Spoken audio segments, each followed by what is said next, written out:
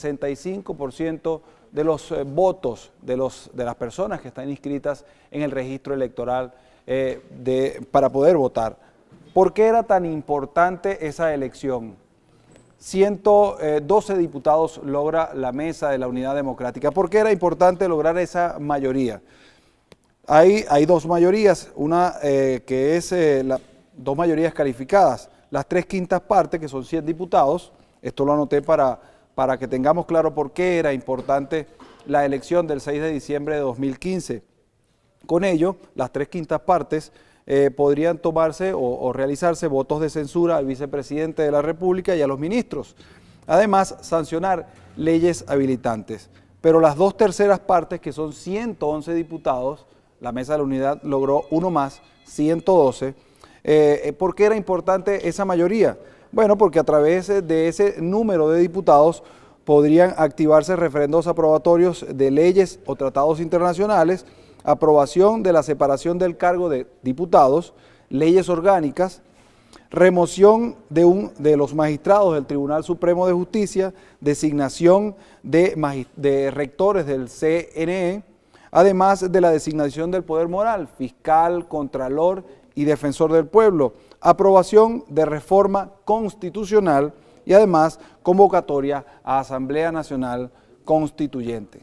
Era importante la elección del pasado 6 de diciembre. Yo creo que nadie en el país esperaba el resultado que al final fue oficial. Conmigo hoy está la diputada 112, Karin Salanova, del estado Aragua, y el diputado por el estado Bolívar, Américo de Gracia. ¿Por qué era importante? Estos son números, se lee de manera fría. ¿Por qué era importante establecer esta diferencia de la que yo acabo de hacer mención en un país que no conocía desde 2005 otra cosa que una Asamblea Nacional totalmente repleta de diputados afines al gobierno nacional? Mira, era importante esa mayoría calificada para la cual todos los candidatos o actualmente hoy diputados, igual los que no ganaron, trabajamos con mucha mística, con mucha entrega. Era importante porque el país estaba viviendo una crisis fuerte de escasez, de corrupción, de que las instituciones no estaban dando respuesta a lo que era la necesidad del pueblo. Posteriormente a eso se ganó y se venía y se viene todavía con esas ganas de luchar, a pesar de que hoy dimos las gracias y sabemos que nos puede faltar cosas con un gobierno que ha atropellado, que ha violado las instituciones, que abrió una Asamblea Nacional y nombró unos magistrados y que el 28 de diciembre abrieron un TCJ para impugnar diputados. Ahí vemos tú la clase de gobierno a la cual nosotros estamos tratando. Es un gobierno que no cree en la institucionalidad, es un gobierno que peleó por esta Constitución y no cree en ella, porque realmente si leemos el artículo 333 de la Constitución que dice que nada puede reformar una Constitución que no esté las vías, o sea, que dice cuál es la vía, la enmienda. Y vemos cómo un TCJ, la Sala Constitucional, ha hecho desastres. Uno de los tantos desastres que ha hecho es quitar el control que tiene la Asamblea Nacional, al cual nunca en estos 17 años esta Asamblea Nacional ha cuidado, ha protegido los recursos que se le ha entregado al Ejecutivo Nacional. Y hoy estamos pagando las consecuencias nosotros como pueblo de esta irregularidad. Por eso es que la mayoría calificada es importante y se está peleando, porque una de las cosas que aquí se ha llamado la atención fue que el TCJ, el 28, impugnaron los de Amazonas y le colocaron una cautelar. A nosotros los de Aragua no nos consideraron la cautelar, pero somos impugnados, Yaracuy y Falcón. Pero el recurso es igual para todos, votos nulos. Los votos nulos es una expresión de los venezolanos. Eso no es, nadie está obligado, o sea, de hecho hay gente que practica una religión y vota nulo. Y además podemos hacer un llamado de atención que nosotros fuimos violentados en nuestro derecho cuando pusieron la tarjeta de mi unidad al lado de la tarjeta de la unidad. ¿Quién dice que esos votos son del PSUV? O sea, ¿dónde dice que esos votos son míos? Esos son votos nulos. Es más, pudo haber sido una persona decepcionadas, porque no podemos negar que el PSUV en un momento tuvo mayoría y que ellos en 17 años han dañado su credibilidad ante el pueblo, porque un pueblo que pasa hambre, un pueblo que pasa necesidad, un pueblo que ve cómo han robado sus esperanzas, ellos no pueden seguir creyendo de que la gente va a seguir votando por ellos. Eso es una cosa donde se llama el voto castigo. Sí, es verdad, hubo el voto castigo, pero nosotros estamos aquí empujando todas las leyes que, aún no importa que el TCJ te diga que no son válidas, porque nosotros sabemos por la Constitución, que es el piso de los venezolanos, nosotros sabemos que todas las leyes que aquí están aplicando, cuando haya una nueva recuperación de la institucionalidad, esas son leyes para proteger a los venezolanos. Fíjese, diputado de Gracia, el parlamentario del Partido Socialista Unido de Venezuela, Jesús Montilla, dio una serie de puntos que, según él, la Asamblea Nacional no ha podido lograr. Leyes, una cantidad de cosas que en realidad han pasado. Ustedes han hecho algunas cosas aquí, pero que el Tribunal Supremo de Justicia pues les ha puesto un freno a todo lo que se ha hecho aquí en la Asamblea Nacional. ¿Qué ha logrado la Asamblea Nacional? Mira, yo creo que hemos logrado mucho este primer año y esa victoria del 6 de diciembre yo la quiero reivindicar para el pueblo venezolano, más que para la MUD, más que para los partidos políticos, es una victoria del pueblo venezolano contra un régimen que no tengo la menor duda que puede ser caracterizado como un narcoestado, como un gobierno y un régimen militarista y obviamente totalitario. Y de eso hay ejemplos muchísimos, incluso lo que tú acabas de señalar con los articulados de la ley y la diferencia que hay entre una mayoría calificada o no.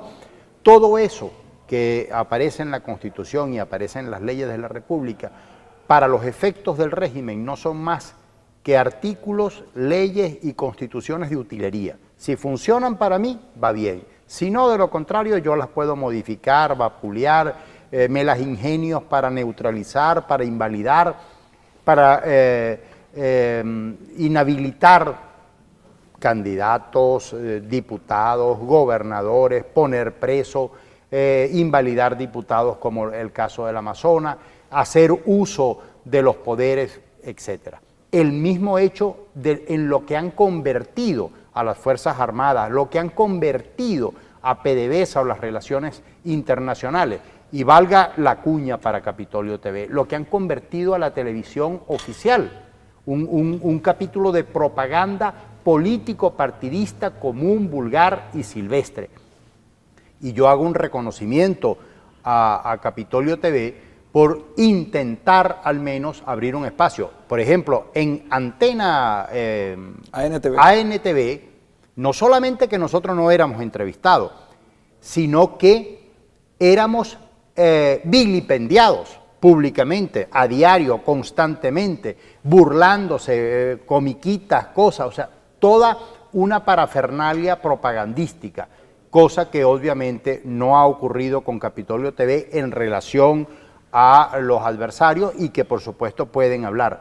Yo estuve 5 años incorporado en el Parlamento anterior, cuando Diosdado era presidente de la Asamblea Nacional, y no aparecí jamás en un programa de televisión o de opinión o que me hayan preguntado en alguna ocasión sobre algún tema, salvo que hayan tomado alguna imagen mía para tergiversar lo que de alguna manera nosotros habíamos expresado. Eso nos da una idea de ante quién estamos luchando y por supuesto todo lo que nosotros hagamos aquí. Nosotros queremos acabar con las colas, claro que queremos, con la inflación, claro. Hoy en el debate de la ley de administración del sector público es un intento por adecentar, pero nosotros no podemos morir en el intento ni podemos arrugar en estos momentos. Lo que nos corresponde hacer conforme a la Constitución debemos hacerla incluso bajo el veto del TCJ.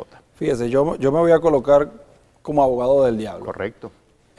Ustedes en la campaña electoral para el 6 de diciembre de 2015, ciertamente hubo publicidad donde ustedes decían que iban a acabar con la cola. ¿Cómo ustedes creen, le pregunto a usted primero, cómo ustedes creen que con el trabajo que venían a hacer aquí iban a acabar con las colas? Con la ley de producción, porque una de las cosas que dañó aquí la calidad de vida del venezolano y estamos viendo la escasez, es que dañaron la producción. Uno antes iba para un supermercado y uno veía el hecho en Venezuela. Tú no puedes, un país no puede crecer donde un gobierno ha expropiado todo y todo lo entrega bajo una condición partidista. Eso lo vemos con los CLAP que se ha denunciado aquí. Entonces, igualitos son, por ejemplo, vamos a la parte de la agricultura. Yo te voy a hablar del municipio Tovar, que es parte de los municipios que integra el circuito 3 que yo represento. Ahí se produce el 40% de la producción de fruta del país. Bueno, desde que ellos expropiaron y están manejando agropatria, para conseguir veneno es un problema, para conseguir semilla es un problema. Todo lo tienen sectorizado, todo es bajo una escasez y una mafia que algo que te cuesta 1.000 bolívares, ellos te lo venden 10 veces más. ¿Qué era la ley? Bueno, la ley era la protección y una ley ampara a todo el mundo, al que quiera la Asamblea Nacional, al que no quiera, era el productor venezolano, protegerlo para que aquí se pudiera crecer. Y esas son las cosas que nosotros estábamos llevando y que estamos llevando, porque las leyes tienen validez, porque eso está en la Constitución, una sala constitucional no puede. O sea, aquí hay como dice el diputado, o sea, aquí es un gobierno forajido que se ha encargado de que si a mí me conviene, yo me siento, lo que él estaba diciendo, pero hay algo tan sencillo. El presidente Nicolás Maduro hablaba del diálogo, que el diálogo hasta el 2019, hasta el bueno, cuando la iglesia se pronunció en base a lo que nosotros pedimos, que son elecciones, y lo que es la ayuda humanitaria, entonces ahora la iglesia no sirve. Esas son las cosas con este gobierno. Cuando nosotros nos lanzamos para candidatos como diputados, salió Jorge Rodríguez diciendo, nosotros vamos a aceptar, así nosotros perdamos por un voto. Mira las impugnaciones y todo lo que... Iguales con las leyes. ¿Por qué las leyes a ellos no les sirven? Porque tú le estás quitando un control a un presidente que dijo el año pasado que él se iba a encargar de la economía, porque eso es lo que dijo el presidente Nicolás Maduro en el 2015. Yo me voy a encargar personalmente de la economía. Mira cómo estamos. Todo el dinero que aquí se ha robado. Algo tan sencillo para que tú veas cómo actúa este gobierno. En los decretos de emergencia del presidente Nicolás Maduro, no hay ni un articulado que hable de la familia venezolana, ni uno, pero sí hay un articulado donde habla de que él va a proteger a los funcionarios, a los ministros del veto que haga la Asamblea Nacional. ¿Qué es eso? O sea, es por lo que pasó con Osorio. Todo lo que aquí se denunció se vetó y entonces él, en vez de hablar de la familia, de proteger a la familia venezolana, habla de proteger ministros de su gabinete. Esta mañana entrevistábamos a un politólogo en un programa en Capitolio Cada Día, acá en la Asamblea Nacional a las 8 de la mañana, Daniel Barnaghi. Él nos decía que él en política no cree en ingenuidades. Le pregunto yo, ¿la Asamblea Nacional ha actuado de manera ingenua este año 2016, sobre todo con el tema de los diputados de Amazonas, que los desincorporó tomando en cuenta lo que se ofreció o lo que negociaron en la mesa de diálogo? ¿Actuaron de manera ingenua? ¿Cuál es su opinión? Mira, para parafrasear, y valga la redundancia, a un célebre estadista inglés, Winston Churchill decía que el peor pecado de un político es la ingenuidad. Y si somos ingenuos, bueno, estamos muertos. Obviamente, a mi juicio, este es un juicio estrictamente particular, yo creo que hemos cometido errores. Eso de incorporar, desincorporar, volver a incorporar, desincorporar nuevamente es un error mortal, porque es una mala señal para el pueblo, es una mala señal para los tuyos y es una mala señal incluso que el gobierno te la toma, porque han interpretado la buena voluntad de algunos como un acto de debilidad. Y obviamente que ese ejercicio es un ejercicio hecho por gente que no tiene escrúpulos, gente que no tiene ningún tipo de dificultad para poner en práctica las más perversas prácticas que puedan motivar o llevar al país a la situación en la que hoy está. Y no tienen escrúpulos y en eso se tienen que llevar a PDVSA, se tienen que llevar en los cachos la producción, el agua, el ambiente, como ocurre con el arco minero, la producción del país, las expropiaciones. Todo gira para este gobierno todo gira en mantenerse en el poder. O sea, no hay una situación en la que se pudiera aceptar. Y yo creo que si algún error ha prevalecido dentro de la Mesa de la Unidad es no haber caracterizado o no tener la caracterización correcta del régimen que nos permita poner en blanco y negro las cosas para poder avanzar en una sola dirección. Y por supuesto, hace falta más direccionalidad de parte nuestra como Mesa de la Unidad Democrática para poder salir de esta pesadilla que hoy embarga a los venezolanos. Pero hemos avanzado notablemente, y con esto quiero concluir la idea, cuando nosotros decimos que toda la opinión pública internacional que antes tenían al oficialismo como legítimos porque se sometían a votación y ganaban procesos electorales, hoy están en pico de Zamuro ante la comunidad internacional, la OEA, la ONU, la UNASUR, el Vaticano, porque se han quitado el disfraz. Ya no pueden seguir convenciendo al mundo y a los venezolanos de que la razón la tienen ellos, de que el favor del pueblo lo tienen ellos, y por supuesto a nosotros no nos queda otra que seguir insistiendo en la salida democrática, pacífica, constitucional y electoral, en las que nadie nos puede sacar de ese orden para poder garantizarle al país la mejor salida para Venezuela. Cuando uno habla con la gente, con amigos, en la calle, uno le pregunta a la gente, ¿tú crees que el país cambió el 6 de diciembre de 2015? La gente inmediatamente dice que sí, pero dicen, en 2016 volvimos a la realidad, porque la política convirtió lo que venía sucediendo, lo hizo continuidad, le dio continuidad en 2016 con las decisiones del TCJ, con el CNE, se bloquea el referéndum, que era una promesa de esta Asamblea Nacional también en la campaña electoral. Sí. ¿Cómo puede cambiar el país en 2017, desde aquí?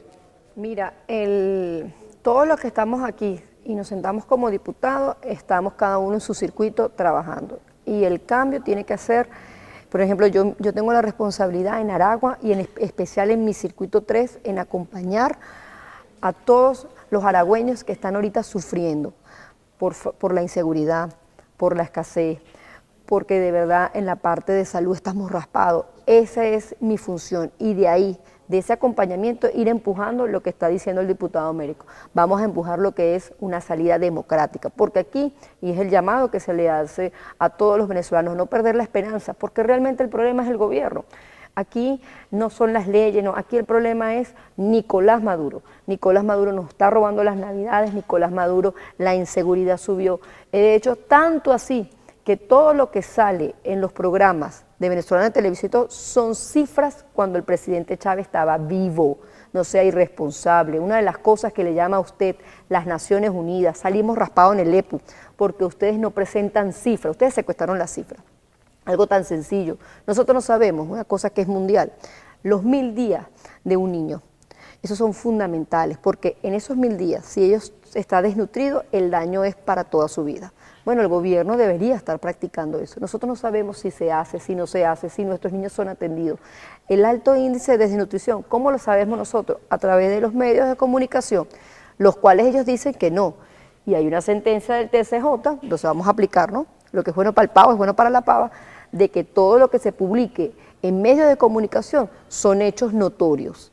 Entonces nosotros vemos cómo de aquí, de todas las cosas que se han denunciado aquí, sobre todo las partes sociales, vemos la insensibilidad de un gobierno que no le interesa. ¿Y cómo nosotros podemos romper esa piñata? Empujando esto todos los días en la calle, acompañando. Mira, la gente está obstinada. Y aquí es donde tenemos que estar nosotros como líder en ese acompañamiento de esa lucha para salir democráticamente de esta crisis. Los políticos de la oposición pueden ser autocríticos, pueden decir claro en qué se han equivocado en este año sí de legislación. En mi caso particular, creo que es pertinente y creo que tenemos además, no tenemos la camisa de fuerza del otro bando, que aquello parece más un cuartel que una bancada política. La divergencia, las diferencias siempre son saludables para las democracias, aun cuando nosotros tenemos que hacer la salvedad que estamos peleando con el monstruo que ya acabo de describir y tenemos que ser cautelosos. Quiero comenzar, antes de hacer la crítica, que dentro de la mesa de la unidad, todo. Fuera de la mesa de la unidad, nada. Nada, porque es el único instrumento que tiene hoy el pueblo venezolano, no los opositores, para poder salir y poder solventar este instrumento. Un error, a nuestro juicio, es no tener la direccionalidad que hoy requiere la mesa democrática. Y no le estoy haciendo juicio, por supuesto, al compañero y amigo y jefe de la mesa democrática, Jesús Chúo Torrealba, porque no se trata de él, se trata de todos nosotros los que componemos la mesa democrática, que tenemos que reconocernos, que tenemos que valorarnos, que tenemos que ser solidarios, que tenemos que darle la direccionalidad. Aquí se habla con mucha frecuencia el G4. Ojalá y existiera el G4 para que de alguna manera le diera dirección. Lo que pasa es que pareciera que cada partido político nuestro dentro de la MUD tiene su propia agenda. Ojalá y pudiéramos tener una sola agenda, un solo propósito, una sola estrategia que nos pueda poner en marcha, a agilizar. Yo tengo la plena convicción que este gobierno va de salida.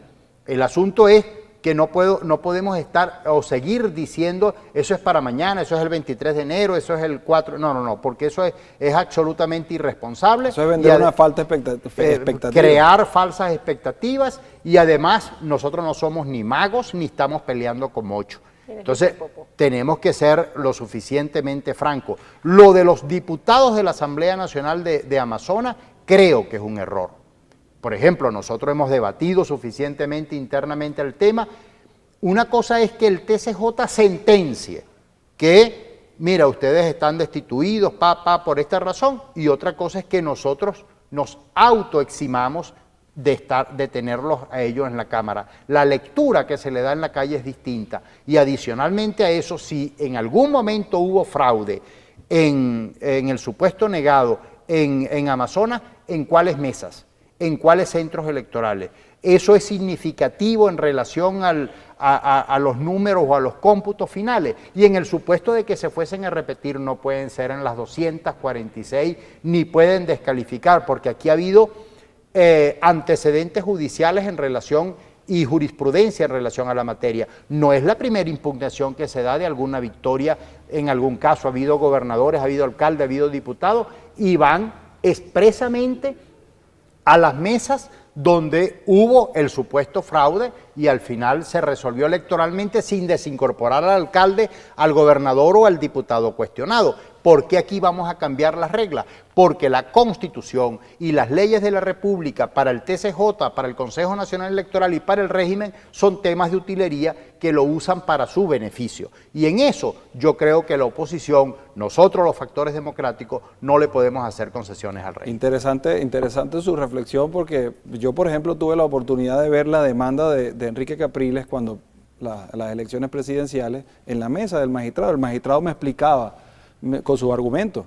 Esto es esto, mira, esto demandan esto y esto no tiene sentido, y esto, él explicó sus argumentos y él tenía la demanda allí en la mesa. Pero en este caso no vimos una sentencia, no vimos algo que dijera si hay fraude, si pasó esto para que los diputados de Amazonas... Pero perdón, yo te puedo agregar, y disculpa, te puedo agregar un hecho sumamente grave, y es que el TCJ ha tenido 11 meses, 12 meses prácticamente para sentenciar y no lo hace. Y no lo hace porque no hay argumento, salvo el que tú le das de desincorporarte y decir, no, ya yo no soy más diputado, en vista de que ya renunciaste, bueno, tenemos que volver a hacer procesos electorales. Eso es darle instrumentos y armas al adversario político. Entonces, yo en particular no estoy de acuerdo con esa estrategia y creo que nosotros en este caso, la Mesa de la Unidad tiene que ser también más responsable, no con los diputados de Amazonas, con el pueblo de Amazonas y con el pueblo venezolano que nos confió su voto.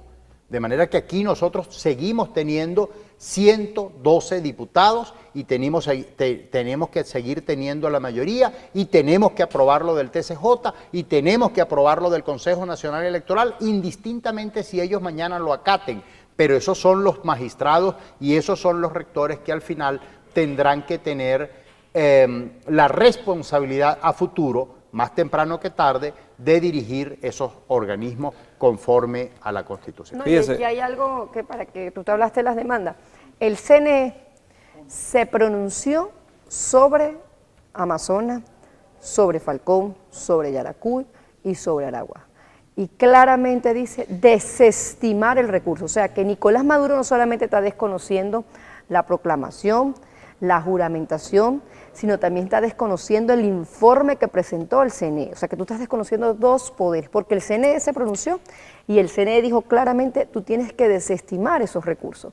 Entonces ahí es donde tú ves que ellos, inclusive, que ellos dicen que el CNE, que es un órgano y todo lo que dice la octava maravilla, se pronuncia y ellos no están acatando lo que se pronunció. Porque cuando tú no impugnas a Karin Saranova, tú estás impugnando al proceso. Y ya el CNE, que era el responsable del proceso, El vigilante. estableció que no hubo fraude, que no hay ninguno de los ordinales establecidos en el artículo 215. Mira, pero te agrego algo más, Dígame. además de lo que dice Karim, sobre ese punto nada más, sobre ese particular. Si nosotros estamos desacatando al TCJ por lo que estamos haciendo aquí, también deberían inhabilitar entonces al Consejo Nacional Electoral, que fue quien los proclamó, y quien insiste en que esos son diputados titulares hasta que no se elija, porque eso además es lo que dice la Constitución, Sí. no dicen otra cosa. Entonces, por ningún lado los asiste la razón y deberíamos de aprovechar hoy que la comunidad internacional tiene la lupa puesta en Venezuela para hacer de eso o para seguir insistiendo en este camino. Y te narro una anécdota que me pasó a mí, no es que me lo contaron. Yo fui representante de la Mesa de la Unidad Democrática ante la OEA a hablar con Insulza junto con el diputado entonces Leomagno Flores. Cuando yo tomé la palabra para dirigirme a Insulza, mi palabra fueron, bueno, venimos aquí, secretario Insulza, a propósito de presentarle todas las cosas que ha hecho el régimen. Inmediatamente me cortaron el derecho de palabra. Un momentico, régimen es otra cosa, ese es un gobierno electamente constituido, me dieron toda una lección. Hoy, ¿quién llama régimen al régimen de Maduro? Exactamente el secretario general de la OEA.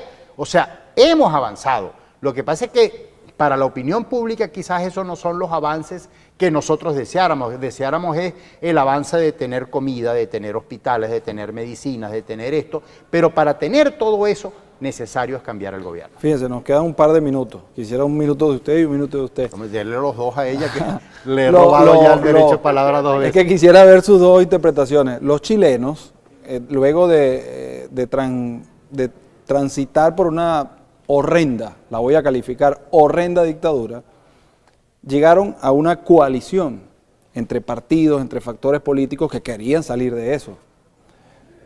Se pusieron de acuerdo. Internacionalmente hicieron un escándalo de lo que allí ocurría. Bueno, porque no se podía tapar. Hay algo que no se puede tapar y son los muertos o los desaparecidos. Y el escándalo internacional, la bulla que se hizo de manera internacional, hizo presión y el gobierno cambió. Y hubo elecciones y vino un gobierno, empezó la nueva era democrática chilena. Aquí en Venezuela se genera el aspecto internacional. Hay una coalición de partidos. ¿Qué falta dentro de esa coalición de partidos para llegar al final y volver a lo que denominamos democracia? Un minuto, diputado. Mira, la naturaleza de la dictadura. Yo no tengo la menor duda de que Chile vivió una dictadura como la está viviendo todavía hoy. La chilena pasó, la de Cuba no ha pasado. Que la de Venezuela también es. La naturaleza de narcoestado. En Chile no era un narcoestado, era una dictadura feroz, atroz, todo lo que tú quieras, inhumana, pero había un cierto marco en el que los opositores podían moverse. En el caso nuestro, estamos frente a un narcoestado que saben que al abandonar el poder van a caer como castillos de naipe y Dios los coja confesados porque realmente tienen muchos crímenes por los cuales ser juzgados históricamente y judicialmente. ¿Qué hace falta, diputada, dentro de la mesa de la unidad? En la mesa de unidad lo que falta yo creo que es en la comunicación, porque en la coalición está el entendimiento, claro, como todo, podemos tener diferentes maneras de comunicarnos y expresarnos. Pero, por ejemplo, tú ves hoy que está una Lilia Tintori, Voluntad Popular, ABP, están en el Vaticano protestando, lo mismo que estamos protestando nosotros, cuando estamos diciendo que el gobierno no está pagando, y lo dijo el presidente de la Asamblea, nosotros pagamos de contado, él está pagando a crédito. ¿Eso por qué? Porque a nosotros nos interesa salir de esto. Y eran 3 cosas puntuales que se pidieron: elecciones, salir de esta crisis y que viniera la ayuda internacional. Imagínate tú, fueron tan descarados que robaron a la iglesia. O sea, de ahí Maduro, de verdad, o sea, robaron a Cáritas y ya tú dices, a la iglesia delante del Papa, una cosa que es descarada. Y los presos políticos, que todavía no han dado resultados. Sí soltaron unos, pero no la totalidad de los que están. Entonces, yo creo que nos falta es la comunicación para expresar, porque estamos hablando lo mismo, pero creo que lo estamos hablando diferente. Así es. Bueno, le doy las gracias por habernos A acompañado ustedes por invitarnos. en esta mesa redonda. La diputada, se me olvida el nombre suyo, Y eso Karin Pichir, Salanova, del Estado de Aragua, y el diputado Américo de Gracia. Me despido.